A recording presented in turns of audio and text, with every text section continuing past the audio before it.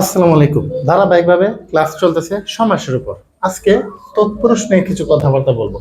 তৎপুরুষ সমাস। তৎপুরুষ হলো অবশ্যই তৎপুরুষ সমাসে পরপদ প্রধান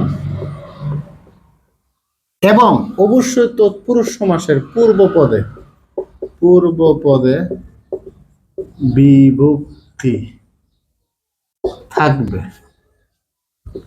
তার মানে কি? তৎপুরুষ সমাসের পূর্বপদে বিভক্তি থাকবে এবং তৎপুরুষ সমাসের পরপদের অর্থেই প্রধান রূপে প্রতীয়মান, মানে পরপদের অর্থ প্রধান পাবে। আর এখানে একটা কথা মাথায় রাখতে হবে, তৎপুরুষ সমাসের পূর্বপদে বিভক্তি অনুযায়ী তৎপুরুষ সমাসের নামকরণ করা হয়েছে।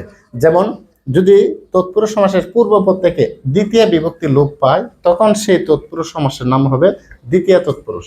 যদি তৃতীয় বিভক্তি লোপ পায়, তাহলে সেই তৎপুরুষ সমাসের নাম হবে কি? তৃতীয় তৎপুরুষ।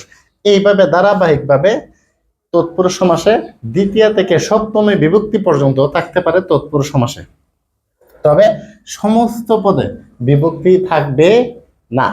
ভেষ বাক্যে বিভক্তি থাকবে, সমস্ত পদে বিভক্তি থাকবে না। আরেকটা কথা, এই অনুযায়ী যদি আমরা লিখি দ্বিতীয় থেকে শুরু করে সপ্তমী পর্যন্ত বিভক্তি থাকবে, তার মানে এখানে দ্বিতীয় থেকে সপ্তমী এখানে হলো কয়টা? 6টা। দ্বিতীয় থেকে সপ্তমী পর্যন্ত হলো 6টা। আরো আছে 3 প্রকার। 3 প্রকার কি? একটা থাকতে পারে অলোক তৎপুরুষ, অলোক। আরেকটা থাকতে পারে উপপদ তৎপুরুষ, উপপদ। আরেকটা আছে নয় তৎপুরুষ,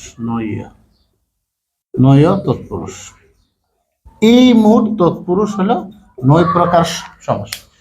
এই অনুপাতে তৎপুরুষ সমাস কত প্রকার? 9 প্রকার। ইনশাআল্লাহ ধারাবাহিকভাবে আলোচনা করবে তৎপুরুষ সমাস।